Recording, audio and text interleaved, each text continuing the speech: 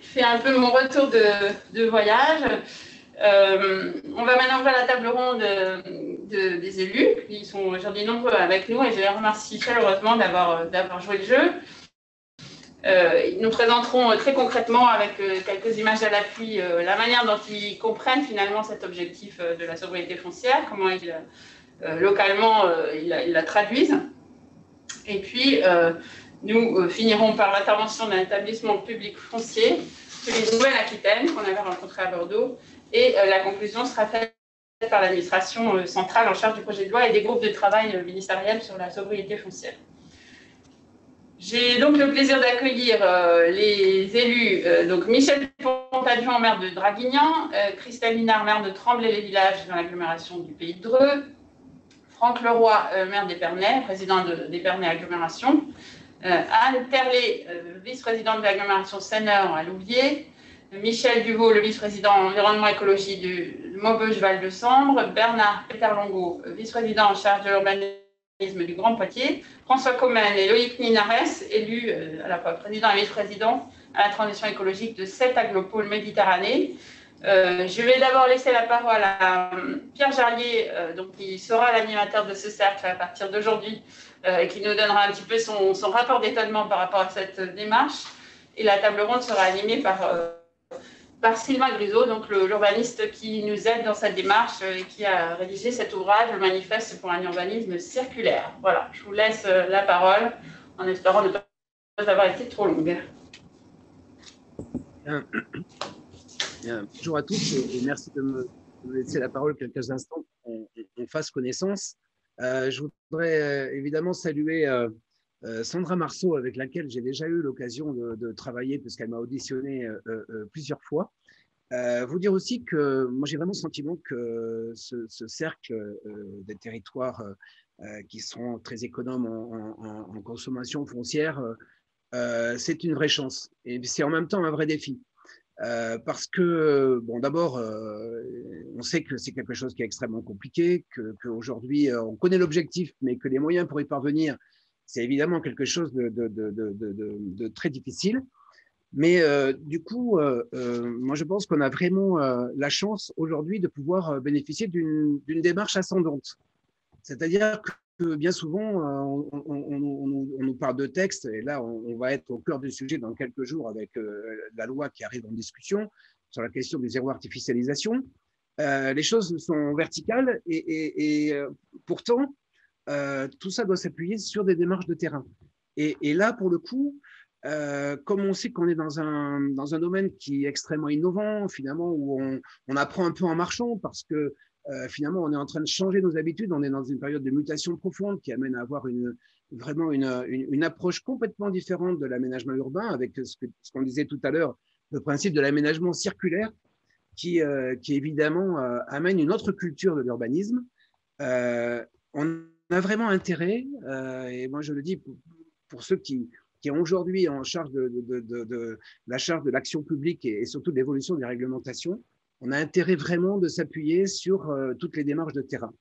Et donc, ce cercle, il aura cette vertu de pouvoir finalement identifier les difficultés qui sont nombreuses. On va le voir, il y a des difficultés pour arriver à cet objectif de zéro artificialisation, en tout cas de sobriété foncière, des grandes difficultés qui sont liées à l'ingénierie nécessaire qu'il faut mettre en place, qui sont liées aussi aux partenariats qui sont forcément différents. J'ai un peu regardé les dossiers.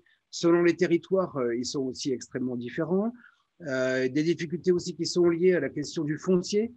Bien souvent, le nerf de la guerre, parce qu'aujourd'hui, reconquérir du foncier dans l'emprise urbaine, c'est quelque chose qui est extrêmement compliqué. Des difficultés aussi sur les modèles économiques des opérations, parce qu'on peut avoir la meilleure volonté du monde.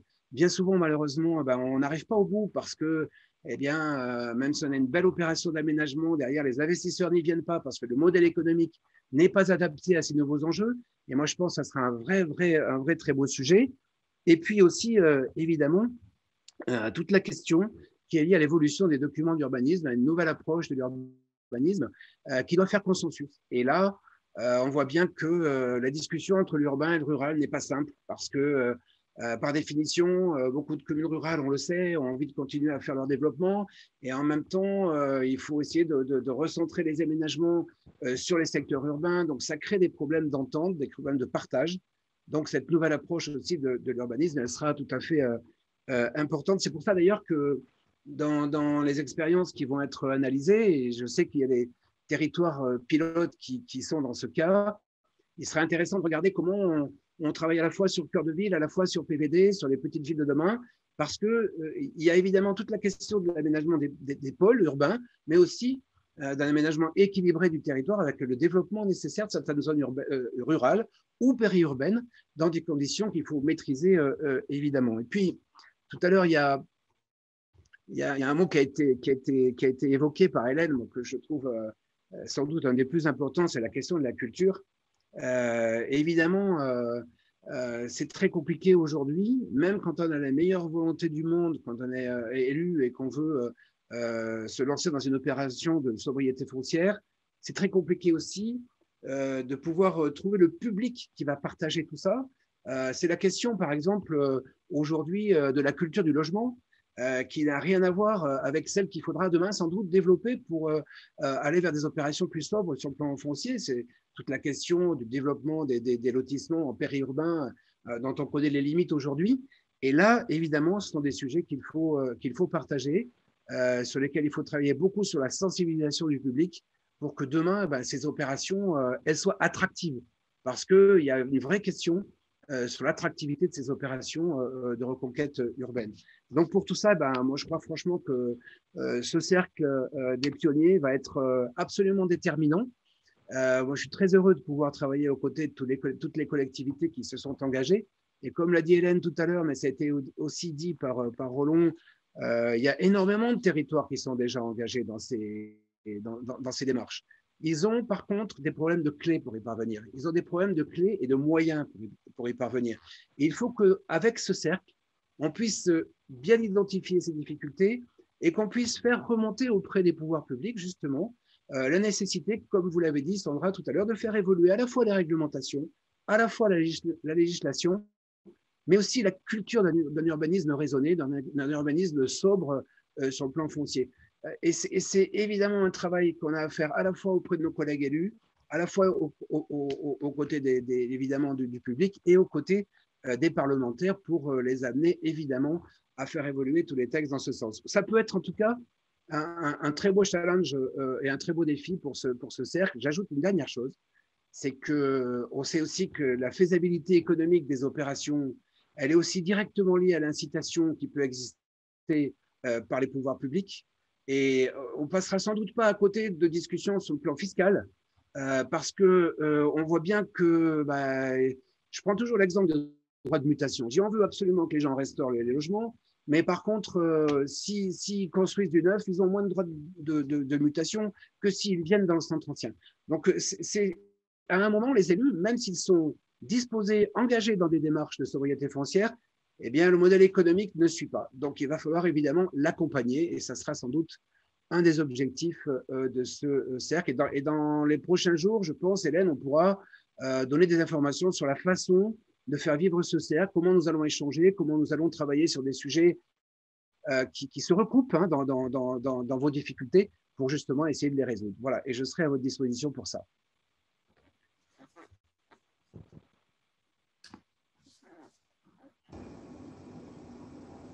Est-ce que M. Ponte est parmi nous? Je pense qu'on va demander à Sylvain d'accueillir. Je suis là. Est-ce que vous m'entendez bien? Bienvenue. Oui, très bien. Bienvenue. Bonsoir à toutes et à tous. Je vais peut-être brosser très rapidement, pour ceux qui ne connaîtraient pas notre territoire, sa situation dans l'Est-Var, sur la partie azuréenne de la région sud. Donc nous sommes sortis autoroute du Muy. D'un côté, nous avons le golfe de Saint-Tropez, Sainte-Maxime, Saint-Raphaël et toute la côte urbanisée qui va de Saint-Raphaël à Menton. Et notre négatif, c'est un peu la Dracénie. C'est ce que nous ne souhaiterions pas qui nous arrive. C'est-à-dire, c'est un poumon vert, un territoire qui est à 70% constitué de forêts, de 23 communes, de 110 000 habitants, 2 villages de Haute-Provence, c'est déjà la province de Giono sur le nord du département. Nous avons 8 villages en zone montagne qui sont sur les bords des gorges du Verdon, mondialement connus. Donc, on voit très bien que c'est une attractivité de commerce vert, de tourisme vert, que nous souhaitons développer, que nous développons en ce moment d'ailleurs. Donc, à l'unanimité des élus de l'agglomération, de son bureau, ce sanctuaire, nous souhaitons le préserver. Et donc, nous avons adhéré à l'unanimité à l'AMI sobriété foncière, qui pour nous tombe au bon moment, puisque nous sortons, enfin les précédentes mandatures, d'un SCOT qui a été élaboré pendant 14 ans, qui a été certes freiné par les problématiques de catastrophes, inondations de 2010 et suivantes. Hein, il y a eu 25 morts. On s'est aperçu effectivement qu'on avait construit des zones d'activité en fond de vallée, avec des rivières qui avaient été retracées.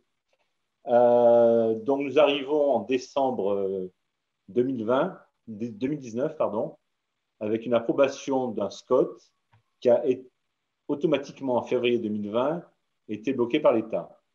Donc, on s'aperçoit effectivement que nous sommes dans des consommations d'espaces à urbaniser, de UP, qui sont à peu près le double de ce que le schéma régional prévoit en espace d'extension sur la zone azuréenne. Donc, cette nouvelle mandature très consciente, et on travaille en toute collaboration avec les services de l'État pour réviser ce SCOT, qui est un document pour nous essentiel. Et cette démarche, effectivement, démontre notre confiance aux services de l'État locaux pour pouvoir travailler sur un nouveau schéma de cohérence, donc effectivement sur l'ensemble des axes sur lesquels nous sommes déjà. Tout ce qui vient d'être dit, je ne vais pas le répéter, l'agriculture, l'économie, la restructuration des zones anciennes économiques dégradées qu'il faudra remettre ailleurs.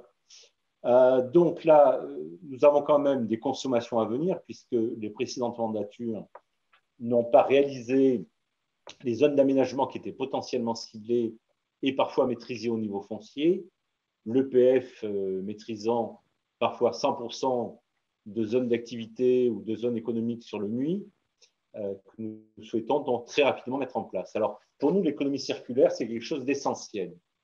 Alors, on peut l'opposer à l'économie linéaire, effectivement, mais on s'aperçoit que dans nos réflexions d'aujourd'hui, nous sommes également, donc, depuis 2018, sur l'opération Cœur de Ville. Nous avons 4 communes dans Petite Ville de demain. Les outils que vous avez cités, que je ne vais pas rappeler, sont tous en place. La boîte à outils est là, est présente. Et on s'aperçoit qu'effectivement, il va falloir être vigilant en ce qui concerne l'économie circulaire sur l'ingénierie globale d'aménagement. C'est-à-dire que si l'on veut que ce soit pour le cœur de ville ou pour les zones d'activité à réaliser, mixtes pour la plupart, si l'on veut par exemple récupérer des matériaux nobles géologiquement millénaires qui sont des terres agricoles extraordinaires pour renaturer des friches polluées qui sont l'ancienne prison de Draguignan, par exemple, sur laquelle on a la chance d'avoir un cimetière de l'Antiquité tardive. Donc, ce sont des sujets très complexes et on pourrait effectivement renaturer cet espace. Cette économie circulaire, cette récupération des matériaux, cette récupération des éléments nécessite une maîtrise d'ouvrage globale. C'est la raison pour laquelle, sinon on n'y arrivera jamais. C'est exactement la liste à la Prévert, mais je ne suis pas méchant en disant ça, que S-Green et la Banque des territoires nous proposent. Ce sont des éléments intéressants pris les uns après les autres, que nous utiliserons bien évidemment d'une façon opérationnelle au moment venu de la consommation des bilans d'aménagement lorsque ça sera le cas, grâce à la Banque des territoires. Ça prend du temps, ça s'étale et ça demande effectivement de mettre en place des opérations de concession qui génèrent des recettes et des dépenses. Alors, si je prends le cœur de ville de Draguignan, je donne 2 exemples. Hein. Alors, il faut… Voilà, excusez-moi, il faut qu'on tienne nos débats, mais on a besoin justement de comprendre très concrètement les sites que vous avez identifiés et finalement les motifs de votre réponse. ce qui vous a motivé pour vous engager sur cette démarche-là, puisque votre candidature a été remarquée aussi, parce que très volontariste, notamment sur une forme de changement de culture. Et ça a été cité par la députée, l'idée de regarder différemment votre territoire. Je pense qu'au-delà de la question très matérielle de comment on fait, ce qui serait peut-être intéressant à partager avant de donner la parole aux autres élus présents, c'est finalement cette prise de conscience collective qui fait que les élus se mobilisent sur cette expérimentation qui est quand même spécifique. Alors, les élus se mobilisent d'une part parce que l'échec du SCOT, qui a duré 14 ans, et donc on arrive à un échec, il y a un coût important de bureaux d'études, etc. Je pense que ça nous a un petit peu assommés. Donc on a essayé de tirer une morale de cet échec, et on s'est aperçu effectivement que les bureaux d'études, l'abri de sur le coup, nous proposent des zones d'extension colossales. Le SCOT a une durée de 10 ans. Il est bien évident que si dans cette mandature, nous arrivons à aménager, chose qui n'a jamais été fait par le passé, les quelques opérations essentielles pour recentrer les activités économiques à la sortie de l'autoroute, ça c'est dans les tuyaux, CESAD, l'EPF va mettre en place une DUP réserve foncière, ça demande beaucoup de courage aussi. Mais en même temps, on essaie de recentrer les activités essentielles, non pas d'une façon disparate et sémée, on n'est plus à l'époque où les zones d'activité procuraient des recettes aux communes en concurrence. On essaie de se réorganiser avec un nouveau SCOT, donc, sur une implantation de l'ensemble de l'économie circulaire, qu'elle aille de l'agriculture à l'économie, qu'elle aille de l'économie au logement. On a par exemple un objectif de création de 9 000 logements sur le SCOT, avec 6 000 logements vacants dans l'ensemble des centres-bourgs et des cœurs de village. Bon, on sait très bien que pour arriver à remettre sur le marché ces logements, ce sont des opérations complexes d'intervention sur des îlots RHI, des îlots dégradés, qui vont prendre un certain temps, qui vont prendre beaucoup d'énergie. Et dans une opération, je reviens 30 secondes, sur le cœur de ville de Draguignan, où effectivement nous avons été lauréats de l'AMI Réinventons nos cœurs de ville. Et il serait bien que l'ensemble de ces recettes potentielles puissent être intégrées dans une concession globale et que l'on puisse, puisqu'il s'agit de déplacer une école, dans un bilan aménageur. C'est pour ça que nous allons monter une SPL uniquement pour les contingences locales de l'agglomération, qui permettra de pratiquer de l'économie circulaire globale. Alors ça, c'est tout à fait l'objet de ces expérimentations-là. Alors sur ce site-là ou sur d'autres, sur votre territoire, la question étant pas nécessairement, pas que finalement de comprendre pourquoi il faut changer de modèle, mais surtout comment on peut changer de modèle de façon extrêmement pratique. Alors là, l'objet de cette séquence et l'objet de cette courte après-midi en acte 2 heures, c'est de donner la parole aux 7 premiers qui s'engagent dans la démarche. L'idée, c'est bien d'installer aussi ce cercle qui va se réunir de façon récurrente, de façon à ce qu'on prenne le temps, et la prochaine fois, on aura ce temps-là, de partager ces différentes expériences et pour avoir une remontée, une forme de montée en généralité, mais aussi un partage et un débat. C'est bien l'objet de l'expérimentation. Alors, je vais changer de territoire en invitant Christelle Minard, maire de Tremblay-les-Villages, pour le Pays de Dreux, vice-présidente en charge de l'attractivité du territoire de l'agglomération, donc du Pays de Dreux. Alors, il y a déjà à Dreux une pratique du recyclage foncier, de traitement des grandes friches. Votre candidature portée, ciblée, d'autres problématiques, notamment la question des territoires économiques. Alors, la neige a contrarié nos ambitions de visite. Pour autant, la salle dans laquelle on a pu faire cette séance de démarrage, cette séance d'ouverture de la démarche, c'était une très bonne illustration des sujets qu'on a à traiter. C'est un bâtiment d'activité qui vivait sa seconde vie comme espace culturel, un équipement qui doit encore s'ouvrir à la ville avec des opportunités de mutation de parcelles adjacentes au cœur d'un quartier dont on sent bien qui pourrait muter dans le temps long. Donc sans doute un secteur d'attention. Mais est-ce que, si vous êtes bien là, je ne vous vois pas, Madame Minard, vous pourriez nous expliquer un petit peu ce qui a motivé la candidature de votre territoire? Alors, merci, bonjour à tous et merci de nous donner l'occasion de partager effectivement notre petite expérience et notre candidature. Alors, pour vous situer, donc l'agglomération du Pays de Dreux, et donc je représente son président aujourd'hui, Gérard Sourisseau. C'est une agglomération de 81 communes, hein, sur un territoire qui est baigné, on va dire, de terres agricoles et boisées, dans un environnement plutôt remarquable et très rural, de petits villages.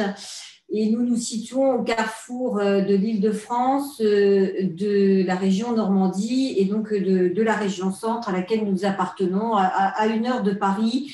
Donc, une situation plutôt privilégiée qui subit beaucoup de pression foncière et surtout dans le contexte que l'on connaît aujourd'hui. Donc, au cœur de cette agglomération, un cœur urbain de la ville de Dreux, des villes de Dreux et Vernouillet, héritière en fait d'une longue histoire de tradition industrielle. Et aujourd'hui, qui sont les fleurons avec la pharmacie, la cosmétique et donc un territoire très, très, très agricole. Alors, notre candidature aujourd'hui, c'est de continuer effectivement ce que nous avons engagé. Alors déjà avec des documents, un SCOT qui a été délibéré en 2019, des communes très avancées dans le cadre de la planification urbaine avec des PLU, un territoire qui se veut être exemplaire, et c'était vraiment la motivation des élus dans cette candidature. L'enjeu de développer notre territoire, de le rendre encore plus attractif en augmentant le moins possible nos espaces urbanisés. Nous sommes évidemment, alors moi en tant qu'agricultrice, très sensible à lutter contre l'étalement urbain, à préserver le foncier agricole, et c'était vraiment notre première motivation. Réinventer une autre manière d'aménager nos espaces, dite zone industrielle. Nous avons d'ailleurs candidaté, nous avons été retenus au concours d'idées Europan, qui nous a déjà aussi amené à réfléchir à une autre manière d'aménager nos zones. Et en fait, ça fait écho à cette volonté d'aménager autrement. Donc, voilà un petit peu le pourquoi de notre candidature. Merci beaucoup. Je crois qu'on a bien perçu à la fois le cap donné, le fait qu'il y a un certain historique, hein, une certaine pratique. En même temps, là, l'objet, ça va bien de tester de nouvelles méthodes et donc de les inventer sur site. Des contextes très différents, mais déjà quelques similitudes, quelques liens en tout cas. On va encore se téléporter. Ce Tour de France est rapide, vous le comprenez, mais c'est qu'un démarrage pour partir à Épernay et accueillir Franck Leroy, maire d'Épernay, président d'Épernay Agglomération Champagne. Alors, Monsieur Leroy, si vous m'entendez. Très bien. Parfaitement. C'est donc Épernay qui a accueilli le début de ce fameux Tour de France. Vous avez ouvert le bal. On est dans un contexte très différent où se posent d'autres questions sur le territoire autour d'Épernay, notamment un territoire rural, hein, avec cette sensation, cette impression d'avoir la place, d'avoir toute la place qu'il faut. Sauf qu'évidemment, la question de la sobriété foncière, des tensions, des contraintes se pose là aussi. C'est l'occasion, on l'a compris, en tout cas pour vous, de poser une question autour de la ville-centre, mais plus largement sur le territoire. On a eu l'occasion aussi de voir que beaucoup de choses se faisaient déjà, hein, que la question était aussi de monter en généralité. Et puis, ça a été une occasion précieuse, hein, en terre du Champagne, juste à côté où on produit du champagne, de préciser nos termes et nos concepts. Nous parlons bien aujourd'hui de sobriété foncière et pas de sobriété tout court, hein. Donc, merci pour cette précision. Merci de le préciser. Voilà, peut-être nous raconter ce qui a motivé ou ce processus qui a abouti jusqu'à votre candidature. Alors, on est dans un territoire qui est assez peu dense, vaste, 47 communes, 50 000 habitants, et des villages qui sont, pour certains d'entre eux, dans des sites de coteaux, pour d'autres, de la plaine.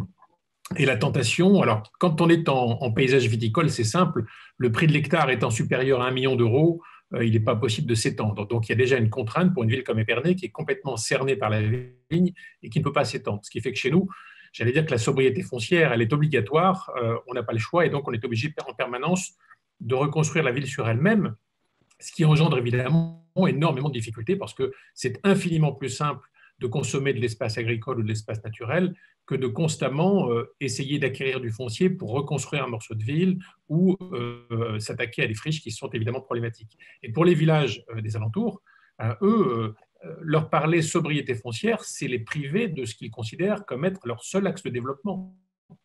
J'ai eu l'occasion d'aller discuter avec pas mal de maires et quand on leur dit qu'il va falloir être plus sobre sur le plan foncier, on les sent désespérés parce que leur seul atout, c'est l'espace.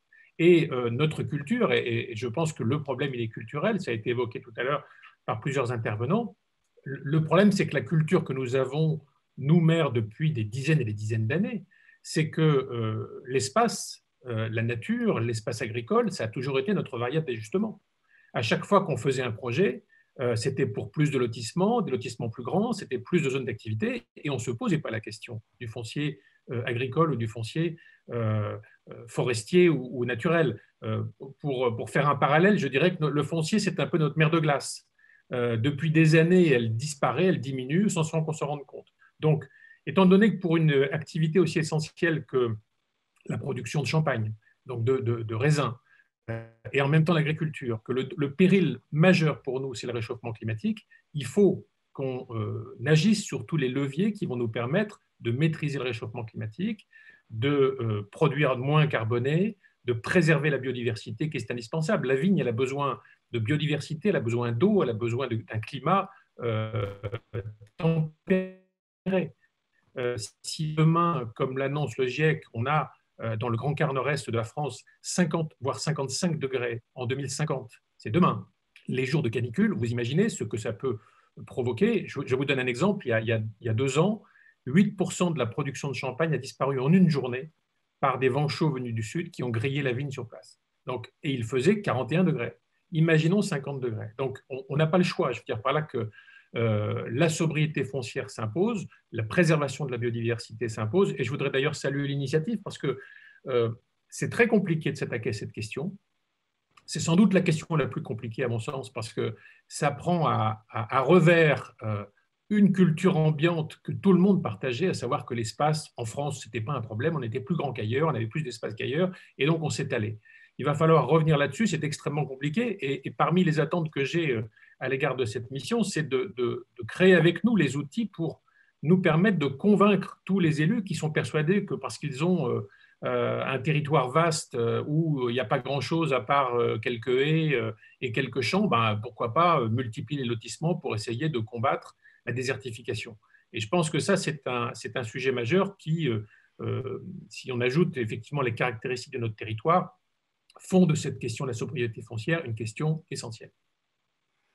Merci, Monsieur Leroy. Je pense que la synthèse est toute faite. En tout cas, je pense qu'on sait pourquoi collectivement on est là.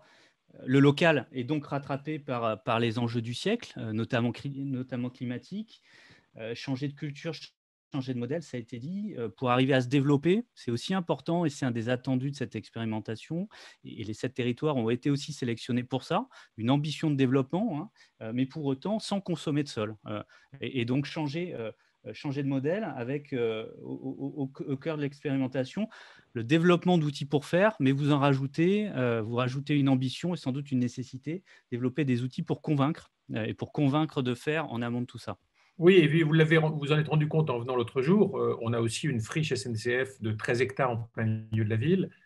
Vous savez la complexité de la reconversion d'une friche quand on a eu des zones de pollution traitées avec la SNCF, ce n'était pas facile, mais heureusement, le PF Grand Est a été créé et vient de se porter acquéreur de cet espace qu'on va pouvoir reconvertir. C'est 13 hectares en plein milieu de la ville, avec aucune voirie accessible, donc créer des passerelles pour desservir ce terrain, qui est à 2 pas du centre-ville. C'est un enjeu absolument important, mais qui, évidemment, est riche d'une énorme complexité administrative, juridique, financière. C'est 20 ans de boulot. Et évidemment, quand on se situe dans cette logique par rapport à des communes qui, entre guillemets, ont la chance, parce que ce n'est pas une en réalité, d'avoir du foncier disponible en périphérie. 13 hectares en périphérie d'une ville, ça se fait en 2 temps, 3 mouvements. À 5 euros ou 6 euros l'hectare, le mètre carré, voilà, c'est une facilité déconcertante.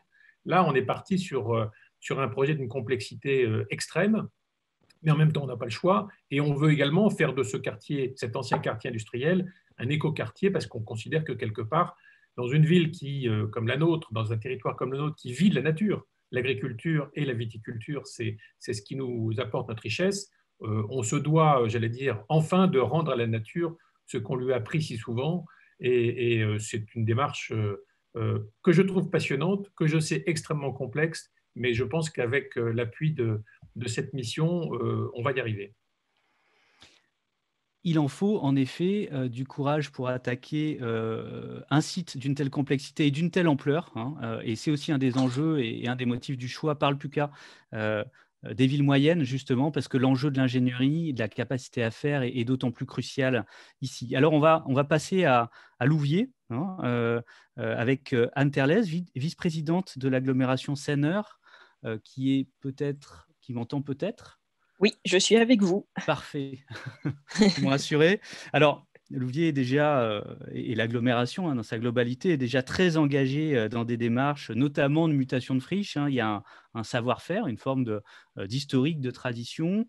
Pour autant, des sites à réinventer, il y en a encore. Il y en a d'autres qui apparaissent. Avec la volonté aussi de travailler sur d'autres modalités d'intervention, travailler sur les temps, notamment les temps courts, avec cette idée qui était sous-jacente à votre candidature, travailler notamment sur ce qu'on avait appelé l'intensification des usages.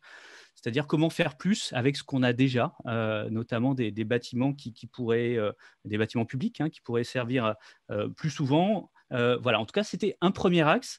On le voit bien, l'idée de l'expérimentation, c'est aussi d'explorer le territoire pour découvrir quels seront vos axes d'action.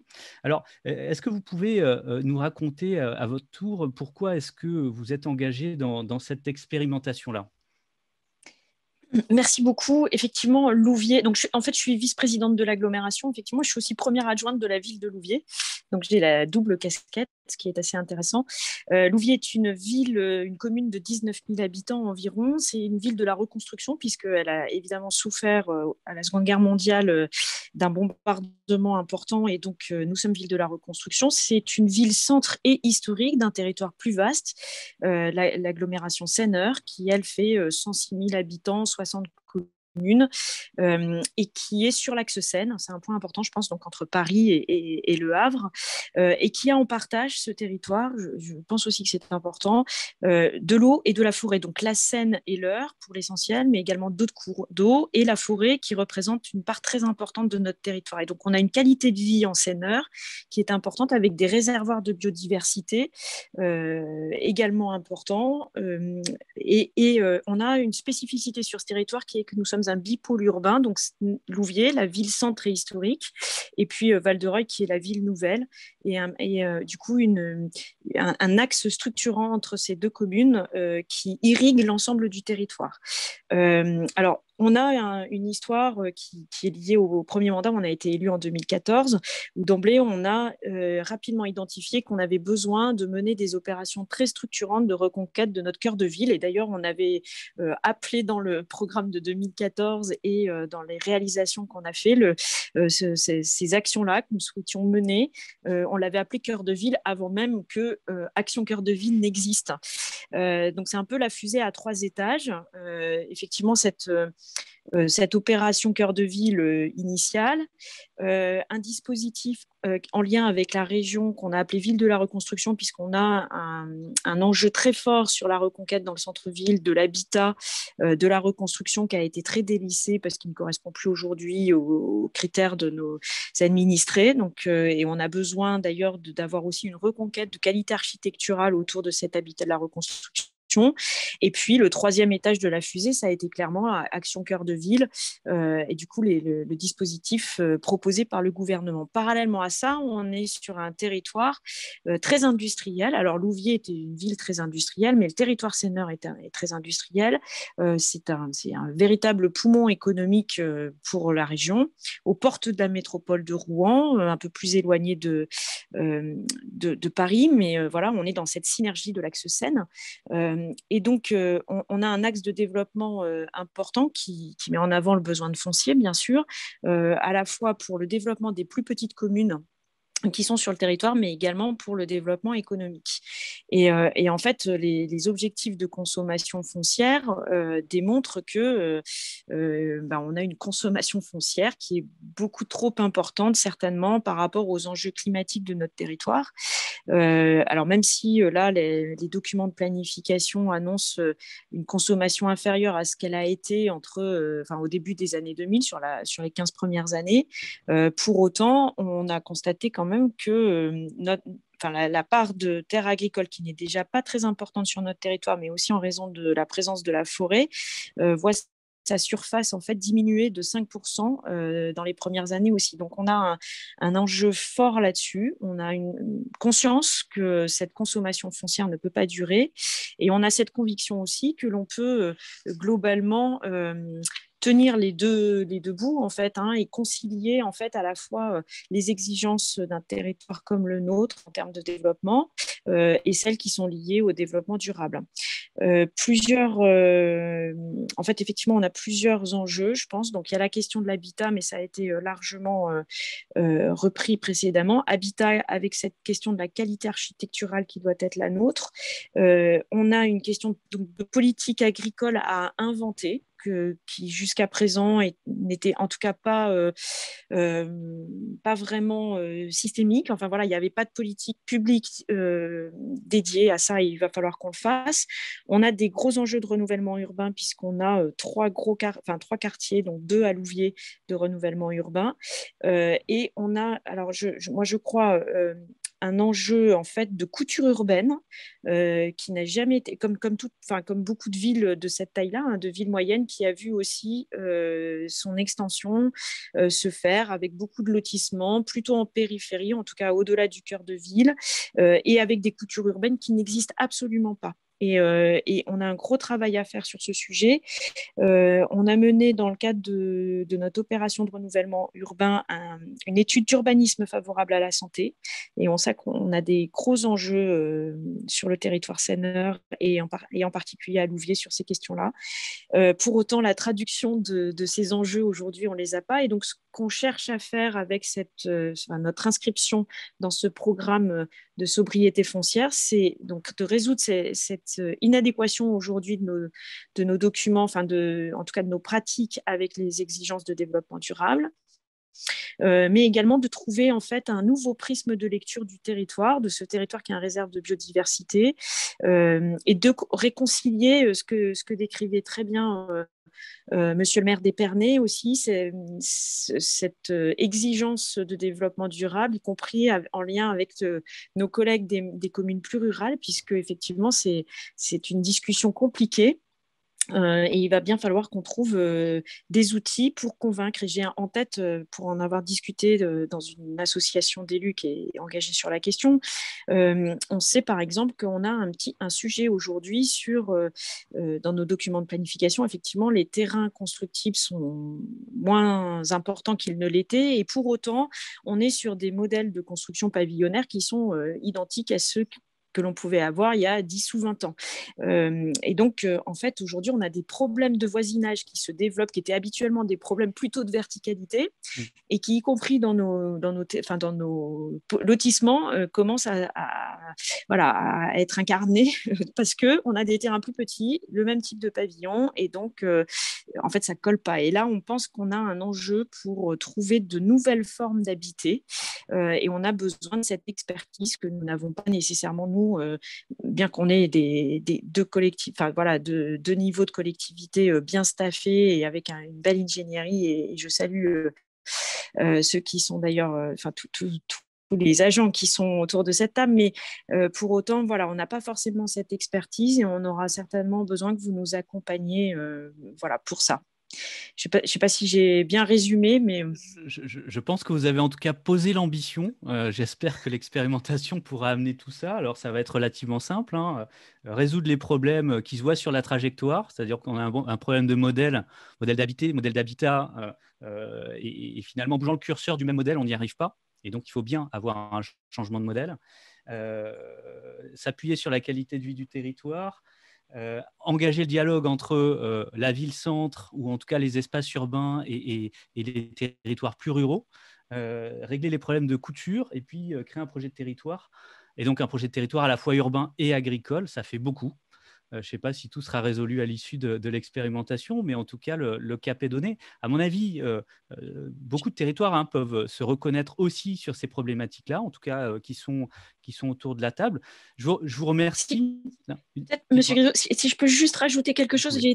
Parce que je ne l'avais pas anticipé, mais j'ai été très sensible aux propos de Madame la députée Sandra Marceau sur les questions de planification, puisque c'est vrai que notre territoire a pris la compétence PLUIH.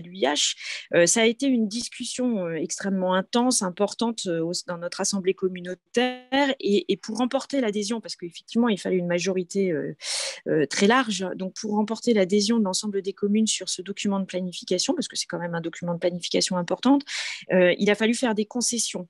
Et aujourd'hui, effectivement, je pense que nos documents de planification sont peut-être pas tout à fait à la hauteur de l'ambition en termes de développement durable. Effectivement, je ne sais pas comment, c'est la question notamment de cette discussion qu'on peut avoir avec nos communes dès qu'il y a un changement qui s'opère. Et d'ailleurs, dans la loi, je pense qu'il va falloir repenser, je ne sais pas si vous en avez conscience, Madame la députée, mais les questions de délai, parce que remettre sur le tapis les calendriers… Je pense qu'elle en a conscience. Et par contre, il y a un sujet sur des territoires comme les nôtres, de taille moyenne, vraiment très moyenne. On a un sujet, je pense, de planification sur les réseaux. Et je vois des communes comme Dunkerque ou des territoires comme Dunkerque ont fait un travail absolument extraordinaire sur les réseaux. Je pense que c'est stratégique pour nous et aujourd'hui, on ne sait pas très bien comment les développer. Voilà, donc dans le cadre de ce club, ce sera intéressant qu'on puisse en discuter. Merci. Encore un nouveau sujet pour le club au-delà de l'expérimentation, mais qui est complètement lié, cette problématique de l'équipement et de l'infrastructure qui est associée au développement urbain. Voilà, qui commence, le développement urbain ou l'infrastructure, on le prend dans un sens ou dans l'autre, mais c'est évidemment lié. Je vais me permettre d'aller jusqu'à Maubeuge pour accueillir Michel Duvaux.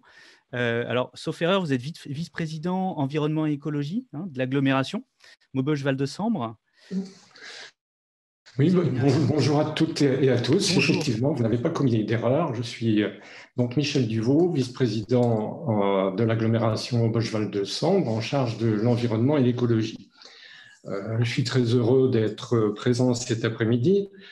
Avant toute chose, je voudrais excuser notre président qui a été retenu et empêché d'être parmi nous ce jour, donc je voulais l'excuser. Je voudrais commencer donc par présenter notre communauté d'agglomération qui est Maubeuge-Val-de-Sambre, qui est située bien sûr sur le nord, à proximité de la frontière belge, à 1h30 de Bruxelles, 2 heures de Paris.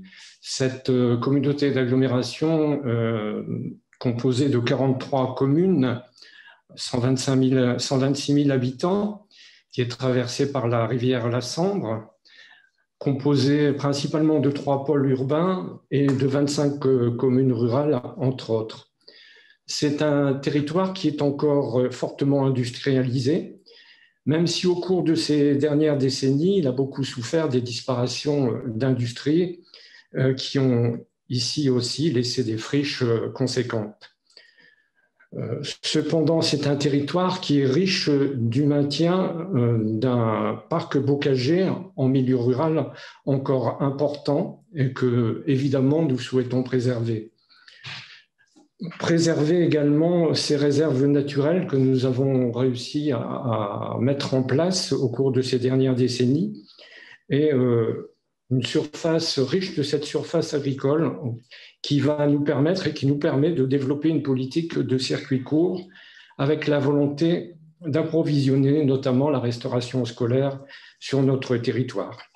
Nous sommes donc très fiers d'être cet après-midi parmi les 7 lauréats de ce cercle des pionniers de la sobriété foncière. C'est en quelque sorte une reconnaissance du travail accompli, une reconnaissance de la pertinence des actions menées sur notre territoire ces dernières années. En effet, notre agglomération s'est engagée pleinement dans cette démarche de réduction de la consommation foncière en privilégiant la reconversion de nos espaces urbains délaissés. Développer les actions que nous avons engagées jusqu'à présent, ces actions ont notamment porté sur des aménagements des pôles gares de nos principaux pôles urbains. Je veux parler de la reconversion aussi de friches en zones d'habitat ou de la préservation de la biodiversité. Dans le cadre de l'adoption de notre PLUI, nous avons classé 300 hectares en zone naturelle ou agricole, ce qui équivaut à l'importance d'une commune moyenne de notre agglomération. Un effort conséquent de protection de zones naturelles et de la biodiversité.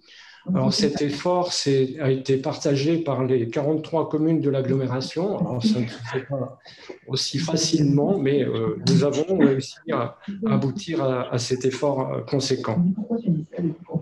Des actions aussi dans le cadre des nombreuses politiques publiques mises en œuvre et qui sont venues renforcer la stratégie de notre communauté. Je veux citer particulièrement le pacte de gouvernance signé avec les 8 EPCI des 2 arrondissements et bien entendu l'État. La reconnaissance de notre agglomération en 2019 comme meilleure intercommunalité pour la biodiversité. Notre contribution à la déclinaison d'un plan d'action 2020-2022 au label Territoire engagé pour la nature, TEN en l'occurrence. Nous sommes également identifiés territoire d'industrie, action cœur de ville pour la ville-centre, la ville de Maubeuge bien évidemment, et avons contractualisé sur d'autres dispositifs comme le NPNRU, le CTES, Coterie. Toutes ces démarches et ces actions et ces projets sont possibles, bien entendu, avec le concours de tous les partenaires associés, que sont l'État, l'EPF, l'ANA, la NCT, l'ADUS. La liste n'est pas exhaustive.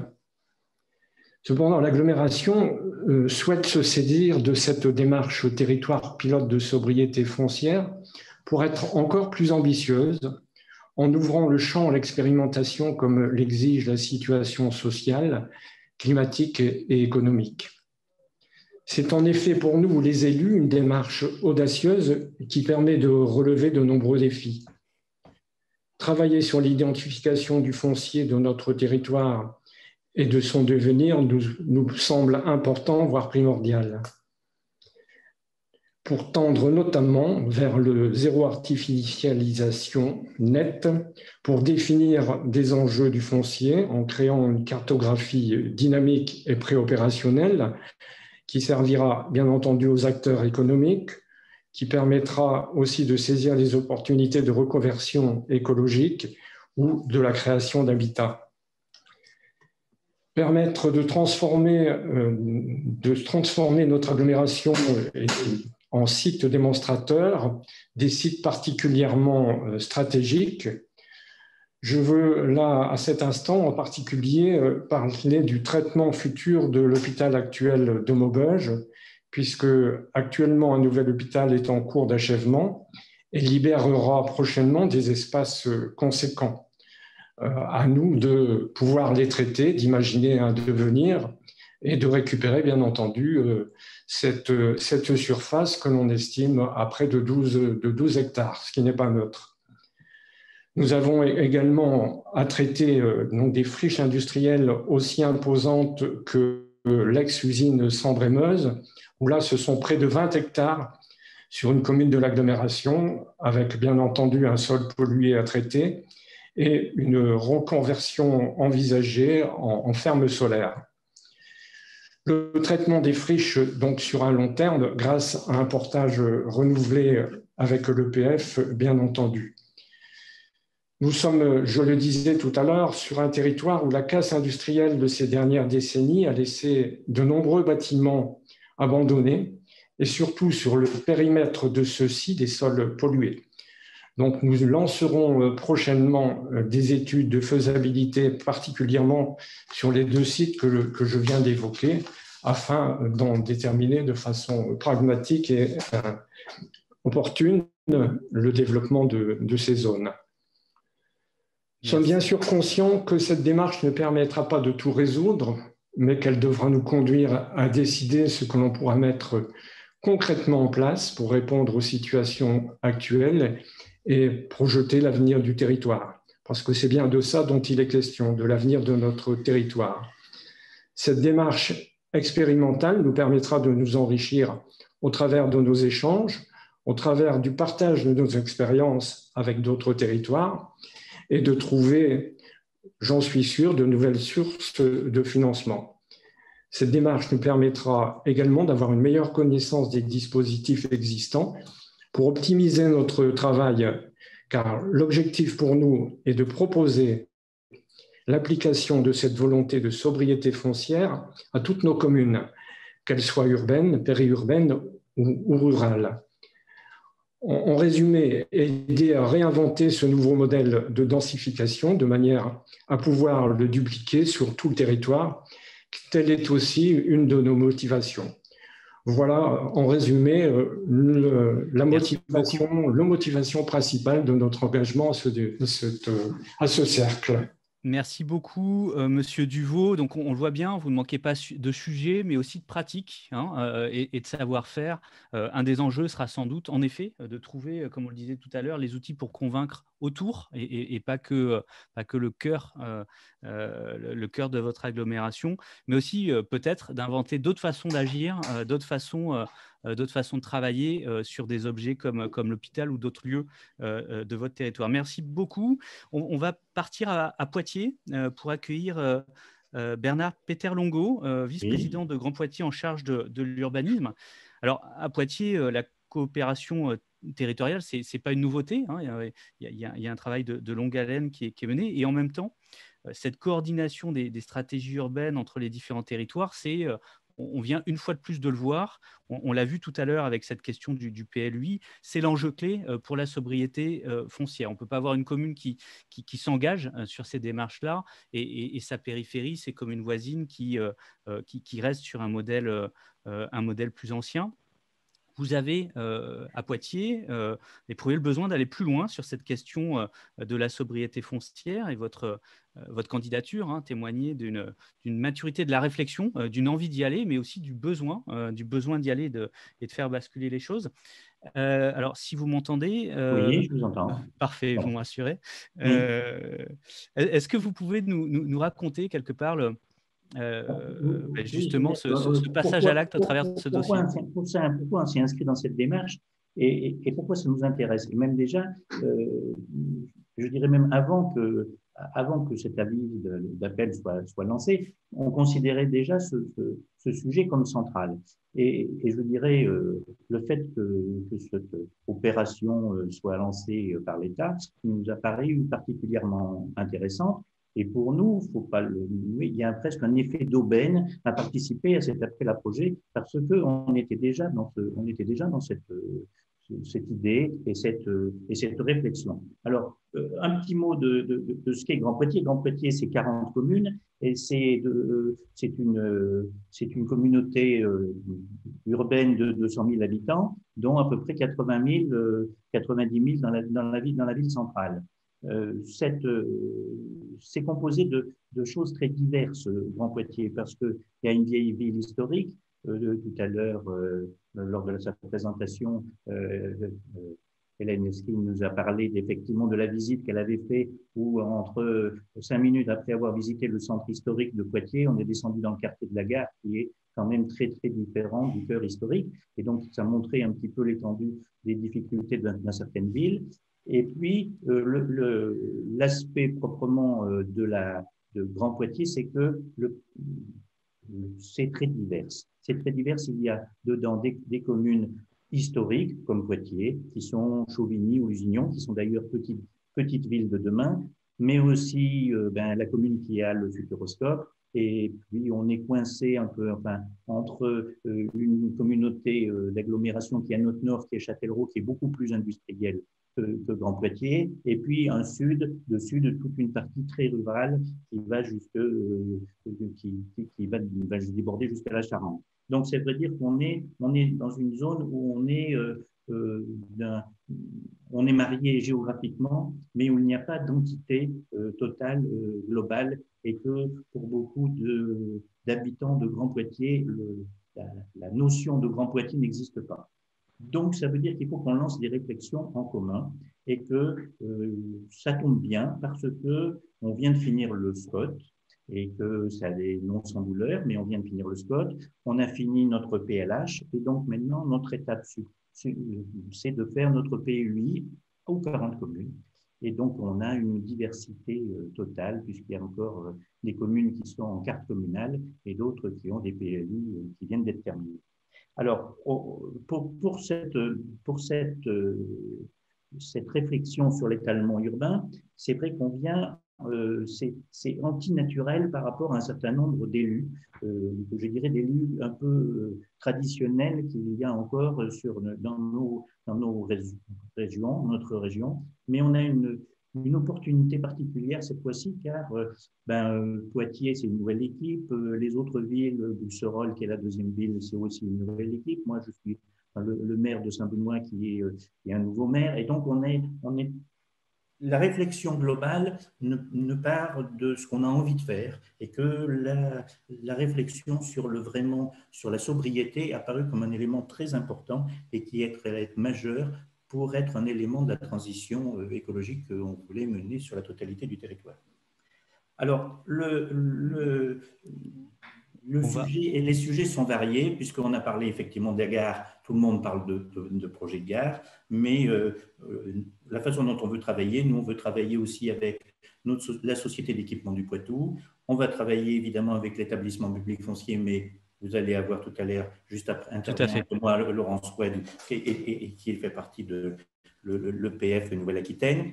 Et donc, comme je vous expliquais, c'est l'occasion pour nous de créer cette réflexion, le début d'une histoire commune entre nos 40 communes. Et puis surtout, pour tout dire, on est intéressé comment font les autres, et je pense que c'est bien surtout pour ça qu'on s'est inscrit dans la démarche. Alors, passer par l'exemple pour ensuite faire modèle. Alors, à l'échelle de votre territoire, il se trouve que c'était aussi le cœur de cette démarche d'expérimentation, passer par le concret. Vous avez amorcé rapidement, notamment grâce à l'implication de l'EPF dont on aura la présidente tout à l'heure. Vous avez amorcé le passage à l'action de façon rapide. Et ça va être le moment maintenant pour chacun. Avant tout ça, je voudrais passer la parole, changer une fois de plus de territoire, changer de géographie, pour cette aglopole Méditerranée. Alors, je ne sais pas si c'est à François Comène ou Loïc Linares. Je ne sais pas comment vous êtes. C'est Loïc. Alors, je ne sais pas. Voilà. Oui, bonjour. Oui, bonjour, Monsieur Linares. Ouais, exactement, c'est Loïc Linares. Oui. Voilà. Nous expliquer un territoire attractif, mais contraint, territoire engagé dans des réflexions sur son devenir, notamment au travers d'un SCOT qui a structuré aussi la pensée sur l'avenir du territoire, mais aussi multiplication de secteurs en mutation, qui sont aujourd'hui des problèmes, qui peut-être demain seront des opportunités. Alors, qu'est-ce que vous attendez concrètement de cette expérimentation ? Oui, bonjour à tous. Merci d'installer donc ce cercle des pionniers. En effet, ça va être riche pour nous de pouvoir échanger sur les expériences. Quelques mots de présentation rapidement de notre territoire, et puis en effet, je finirai par les attentes. J'excuse en effet François Comène, qui était présent à mes côtés au départ, mais qui avait d'autres contraintes et qui n'a pas pu rester jusqu'au bout. Donc, comme vous le disiez, nous avons déjà eu un SCOT qui était ambitieux sur ces questions-là, puisque notre territoire C'est un territoire littoral composé d'espaces lagunaires et d'espaces naturels. 20% de surface artificialisée par l'usage urbain, 80% d'espaces agricoles ou naturels. Une activité socio-économique sur l'étang de Thau par rapport aux socio-professionnels à travers la pêche et la culture ostréicole qui ont toujours un peu forgé notre trajectoire sur la question du maintien de la biodiversité et des enjeux écologiques. Un cordon dunaire, un cordon littoral de 35 km avec des enjeux liés au risque de submersion marine, d'érosion de traits de côte. Là, on a une photo de Sète, que Paul Valéry appelait l'île singulière, parce qu'en effet, d'un côté la Méditerranée, de l'autre côté l'étang de Thau, des cordons dunaires très fragiles, ça donne un aspect en effet d'île. Sète étant la ville-centre, 45 000 habitants, suivi de Frontignan, qui est la voisine du coup de 25 000 habitants, qui constitue là du coup au niveau de l'aire urbaine la moitié de la population sur le bassin de vie, puisque nous sommes 125 000 avec les 12 autres communes autour de la lagune de Thau, qui est notre trait d'union et qui du coup donne aussi à notre territoire une morphologie particulière. À travers l'étang de Thau, qui est le plus grand étang du littoral d'Occitanie. Donc, le SCOT avait, dans les années, fin des années 2000, début des années 2010, pris en compte déjà cette spécificité et également la fin de l'ère industrielle, puisque nous étions un territoire à travers le port de Sète-Frontignan avec un espace économique portuaire basé sur le vrac. Et nous avions dans le XXe siècle une richesse liée à la présence de raffineries de pétrole, d'usines de soufre, d'un site Lafarge, enfin de l'usine Lafarge sur un site majeur au cœur de l'agglomération. La fin de cette ère industrielle et la transition d'un modèle d'une économie carbonée vers un nouveau modèle économique, c'est un des enjeux, et ça aussi le SCOT l'avait bien pris en compte, si bien que nous avions amorcé cette phase de transition et de mutation en économisant avec un premier bilan qui peut être tiré. On a déjà des objectifs en effet de 50% d'économie d'artificialisation des sols sur les objectifs que nous étions fixés. Nous avons déjà commencé la reconversion de certains sites industriels. Nous avons aussi commencé à gérer les cicatrices de ces sites industriels parce que nous avons pas mal de problèmes de pollution sur ces espaces-là. Et nous avions conscience déjà à l'époque que ça représentait une vraie réserve de développement à réaménager. Je peux ajouter à cela aussi des prises de conscience, certains élus déjà à l'époque qui avaient retiré dans la révision des documents d'urbanisme des surfaces importantes d'espaces qui étaient voués à l'urbanisation, environ 300 hectares sur les révisions des différents PLU à l'époque, mais déjà 250 juste pour la ville de Frontignan, qui était la ville qui s'était finalement le plus développée de manière anarchique par des zones pavillonnaires en grignotant sur les espaces agricoles. Malheureusement, nous n'avons pas la même valorisation de notre muscat que ceux qu'ils ont en Champagne. Et du coup, ça n'a pas vraiment été un frein pour le développement en effet urbain sur ces terres-là. Donc ça aussi, ça avait été vraiment des signes forts engagés à l'époque. Malgré ce, nous sommes conscients qu'il y a encore des efforts à fournir. Nous posons des questions sur notamment la reconversion des espaces déjà urbanisés. Nous avons des zones déjà denses sur Sète ou sur le cœur de Frontignan où là, bon, des éléments sont en cours. Par contre, sur justement tout le développement des zones pavillonnaires qui a aussi touché d'autres villes au nord du bassin de Thau, je pense à Metz, je pense aussi à Poussin ou Ballaruc-les-Bains, là nous avons des problématiques sur la densification que nous avons du coup lancée au milieu ou à proximité de ces zones pavillonnaires et du coup des conflits, on va dire, de voisinage, d'usage au quotidien que nous n'avions pas forcément anticipé, sur lesquels nous serons preneurs en effet de retour d'expérience ou de propositions pour améliorer cela. je le disais tout à l'heure, nous avons des risques liés à la submersion marine, à l'évolution du littoral, donc du réchauffement climatique, qui est à prendre en compte. Nous faisons d'ailleurs partie d'autres programmes d'expérimentation avec l'Adréal sur la recomposition spatiale et les ateliers des territoires. Nous avons d'ailleurs une visio demain matin. Le département de l'Hérault, sur cette thématique-là, s'est engagé aussi dans une démarche, tout comme la région avec le plan Littoral 21. Donc, ça va avoir forcément des conséquences pour nous dans l'avenir, puisque ça questionne sur des éventuels déplacements de population, de zones déjà urbanisées, comment on va pouvoir affronter cette problématique-là, puisque les données qui nous sont présentées par les scientifiques sont tout de même à l'échelle de 50 à 100 ans des enjeux très, très importants pour nous.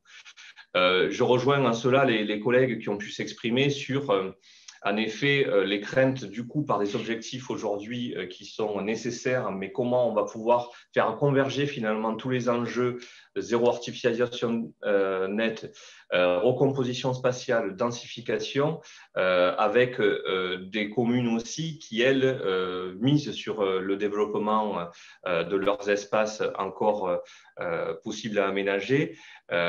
Et aussi avec, il faut le dire, et c'est là aussi où nous avons des attentes dans la relation avec vous, avec les services de l'État, un système aussi de fiscalité et de dynamique aussi budgétaire pour les communes qui aujourd'hui est essentiellement lié à la constructibilité des territoires. Donc là aussi, c'est des attentes que nous avons. Et enfin, pour terminer, puisque j'ai bien compris qu'il fallait que je sois le plus rapide possible, il y a un alignement des planètes pour nous intéressant, puisque nous rentrons dans la révision de notre SCOT. Nous allons prendre d'ailleurs le nouveau format proposé par les services de l'État, et également pas mal de PLU, notamment des devis de centre, vont rentrer aussi en révision. Donc là, l'idée, c'est vraiment de se servir aussi de la démarche, des expérimentations, pour nourrir les outils de planification qui seront devant nous demain, sachant que le PLUI, pour l'instant, nous, n'est pas encore en place sur notre territoire, mais que nous avons eu une discussion avec tous les maires pour se dire que là aussi, il fallait qu'on s'empare du sujet pour que nous tendions vers une harmonisation des documents de planification. Et juste pour dire qu'en effet, on a bien conscience qu'on ne pourra pas répondre pour chaque territoire à toutes les problématiques et aux attentes que nous avons, mais par contre, sur l'ensemble des 7 territoires, peut-être pouvoir les sélectionner intelligemment pour que globalement, nous ayons en effet les réponses à tous les enjeux, dont certains qui sont communs. Voilà, je vous remercie. Vous venez de pointer un des enjeux de la coordination du travail entre ces 7 premiers pionniers, dont j'aurai en tout cas partiellement la charge. Une des grandes difficultés, en effet, à un moment, de prendre un virage collectif quand chacun a un enjeu de son côté. Merci beaucoup pour ces précisions, pour cette image brève, mais on aura aussi le temps de partager localement et puis au travers de ce cercle dans les différentes rencontres. On l'a bien vu, on a certes des régions différentes, mais on a surtout des contextes très différents, et c'est ça qui a présidé le choix de ces 7 premiers.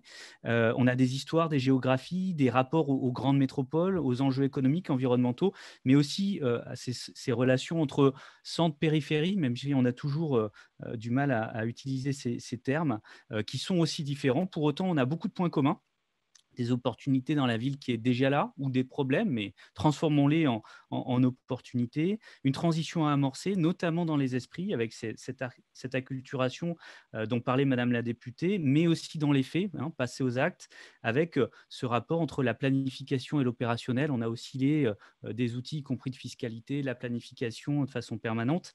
On a besoin d'outils donc pour convaincre, on le disait tout à l'heure, on a aussi besoin d'outils pour faire.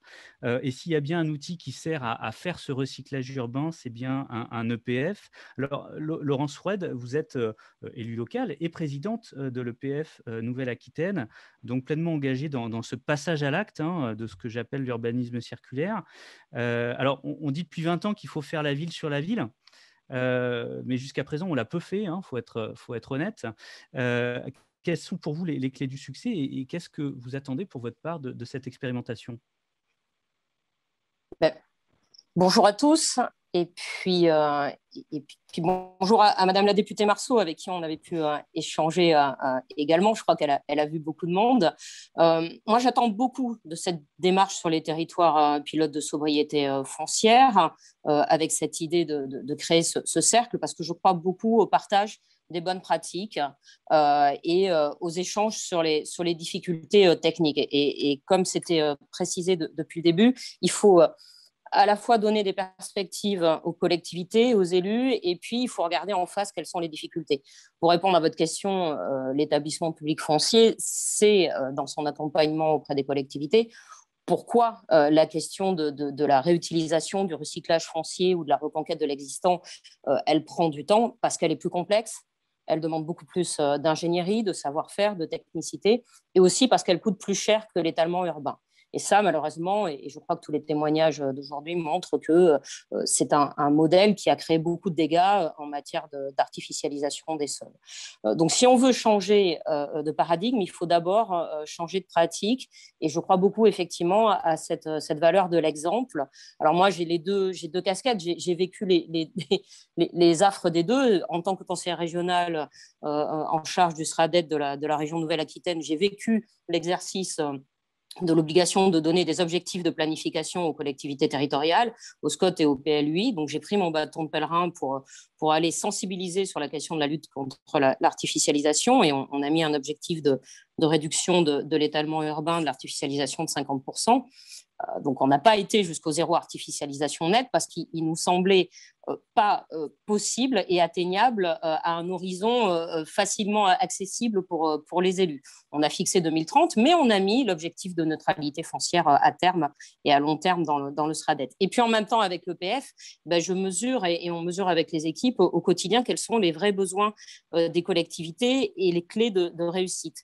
Il faut mettre suffisamment et massifier suffisamment et faire converger les moyens, faire converger les ingénieries pour que la réutilisation de l'existant soit finalement moins cher, avec un reste à charge moins compliqué pour les collectivités qu'un étalement urbain, des lotissements et un nouveau mode d'habiter. Il faut dire le vrai coût de l'étalement urbain. Il a un coût en matière d'aménagement du territoire, il a un coût pour les collectivités, il faut faire des arrêts de bus, il faut aller chercher les enfants pour les amener à l'école, il faut faire des réseaux, il faut mettre la fibre, donc il coûte cher cet étalement urbain. Donc en réalité, le recyclage foncier, il peut être beaucoup plus intéressant.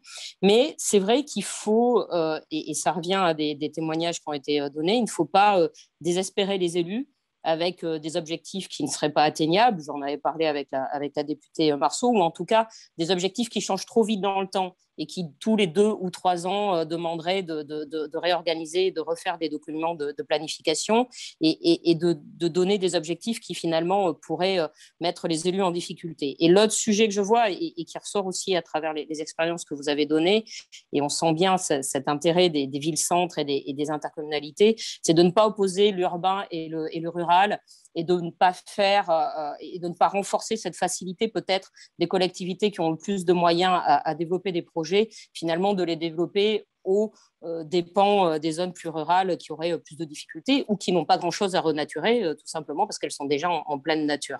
Donc, de ce point de vue-là, et c'est tout le travail et tout l'intérêt d'un EPF, eh bien, il faut pas hésiter d'abord à désigner des élus à la stratégie foncière ou à cette réflexion sur le foncier. Et moi, je prône beaucoup pour que, un peu partout dans les collectivités, on prenne en pleine charge cette question du foncier. Et l'EPF, il est là pour sensibiliser les collectivités sur cette question importante de l'expertise, de la stratégie, de l'observation, tous les dispositifs d'observatoire des friches, d'observatoire de la vacance, d'observatoire des terres agricoles. Ce sont des sujets sur lesquels il faut accompagner les territoires à s'engager. Et l'EPF, évidemment, participe de ces sujets. Regardez la question de la régulation foncière, parce que dès qu'on limite l'accès au foncier et à l'étalement urbain, eh bien, on se recentre sur du bâti existant, qui est déjà plus compliqué à récupérer, et avec un risque de renchérissement. Et c'est bien souvent une peur qui est portée par les élus et par les collectivités, que le foncier augmente et que finalement les projets deviennent de plus en plus difficiles à faire sortir. Et nombre d'élus tout à l'heure témoignaient sur la sortie de l'opération et sur le le coût final et sur la possibilité, et surtout quand on parle de logement et notamment de logement social, la possibilité de réussir ces opérations.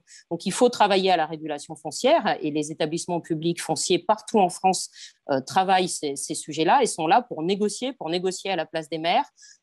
Et quelle que soit la taille, j'ai envie de dire, de la collectivité.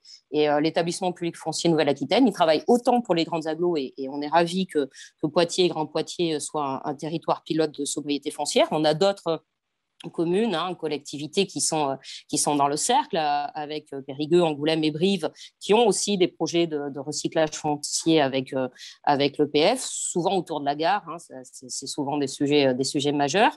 Donc on a cette capacité-là d'intervention foncière sur ces sujets difficiles, mais on intervient aussi auprès des plus petites communes, des toutes petites collectivités, où parfois, un seul bâtiment, souvent une ancienne supérette ou une ancienne station-service, un ancien bâtiment peut être une vraie verrue et un vrai sujet de difficulté, de dureté foncière en plein centre d'un centre-bourg qui pourtant n'est pas en zone tendue, mais qui, pour la collectivité concernée, est complètement inatteignable en termes d'objectifs de recyclage.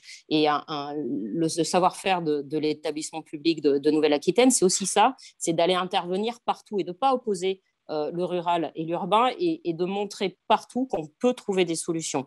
Donc, expertise, observation foncière, ne pas hésiter à s'engager dans de la stratégie et des politiques volontaristes, et puis développer des partenariats. L'EPF, on a développé, et c'est vrai qu'on s'est aussi appuyé sur Action Cœur de Ville là-dessus, on a développé des partenariats avec la Banque des Territoires, avec Action Logement, avec l'Union régionale des bailleurs sociaux, avec des dispositifs comme Boutique à l'essai, avec la SAFER Nouvelle-Aquitaine. Si on parle de lutte contre l'étalement urbain, de préservation des terres agricoles, il est important que les EPF et les SAFER contractualisent et offrent conjointement des possibilités et de solutions aux collectivités. Et on peut travailler sur les questions des biens sans maître, sur des questions juridiques extrêmement complexes.